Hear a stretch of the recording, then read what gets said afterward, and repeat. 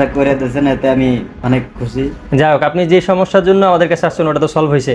জি, আপনি খুশি তো আমাদের সার্ভিসে? অনেক খুশি। Welcome to gadget fix. আমার হাতে একটা ফোন আছে, এটা হচ্ছে S22 আল্ট্রার একটা ফোন। আমাদের এই ভাই সাবাত থেকে আসছিল আমাদের কাছে এই ফোনটা নিয়ে, আমাদের অনলাইন ভিডিওগুলো ওনারা দেখে। তো ওনারা দুইটা ফোন নিয়ে আসছে, একটা হচ্ছে iPhone 12 Pro, একটা হচ্ছে S22 আল্ট্রা। দুইটা ফোনেরই সমস্যা একই কেস ছিল। একটা হচ্ছে ওনারা একই চার্জার দুইটা ফোন ইউজ করছে, দুইটা ফোনই টোটালি ডেড হয়ে গেছিল। পরবর্তীতে iPhone 12 Proটা আমরা একদিনে সমাধান করে দিতে পারছি, 1 থেকে 1.5 ঘন্টা লাগছিল। বাট এই S22 আল্ট্রাটা যখন ওনারা কাজ নিয়ে আসছিল তখনই আমি ওনাদেরকে বলছিলাম এই কাজটা করাটা খুবই টাফ হয়ে যাবে, এটা অনেক ঝামেলার একটা কাজ হবে। দিন শেষে আসলে সত্য ওটাই হলো।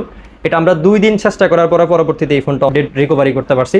তো আমাদেরকে আপনারা অনেকে জিজ্ঞেস করে থাকেন আমরা কি জাস্ট গ্যাজেট ফিক্স ভিডিওতে অনলি কি ডিসপ্লে ইস্যুগুলো নিয়ে কাজ হয়, মাদারবোর্ডে কাজ হয় নাকি, এই বিষয়ে জিজ্ঞেস করেন। তো হ্যাঁ, আমরা মাদারবোর্ড হতে শুরু করে স্মার্টফোনে যে কোনো সমস্যা আমরা সলভ করে থাকি, সেটা ডেড ইস্যু হোক বা অন্য কোনো সমস্যা হোক, ক্যামেরা ইস্যু হোক, যে কোনো সমস্যা হলে আপনারা আমাদের কাছ থেকে খুব সহজেই এই ফোনের যে কোনো সমস্যাগুলো সলভ করতে পারবেন। ডিসপ্লে ইস্যু না, মাদারবোর্ড, ক্যামেরা বা অন্যান্য যে কোনো ইস্যু থাকুক, সফটওয়্যার ইস্যু থাকুক, যে কোনো সমস্যা আমাদের কাছ থেকে সলভ করতে পারেন। তো বাইরের মুখ থেকে এখন আমরা শুনবো ওনার এক্সপিরিয়েন্সটা কেমন ছিল। ভাই, আপনি তো আসছেন সাভার থেকে, তাই না? জি, তা আপনার এই ফোনে কি সমস্যা ছিল?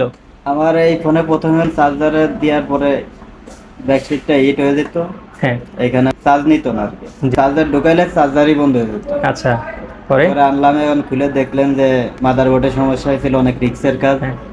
আপনারা করে দিয়েছেন, এতে আমি অনেক খুশি। যাই হোক, আপনি যে সমস্যার জন্য আমাদের কাছে আসছেন ওটা তো সলভ হয়েছে। জি, আপনি খুশি তো আমাদের সার্ভিসে? অনেক খুশি। জি, ধন্যবাদ।